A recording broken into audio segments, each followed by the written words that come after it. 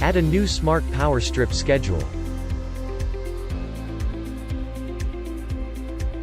Click on Information button from home screen.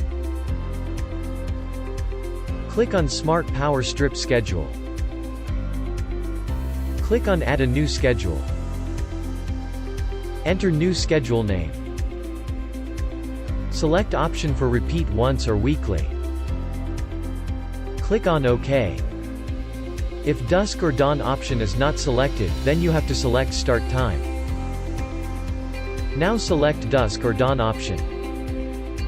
Now select sunrise or sunset. Click on OK. Select weekdays for which you want to schedule your device. Click on OK. Select plug number for which you want to add a schedule. Click on OK. Now select duration time for your schedule.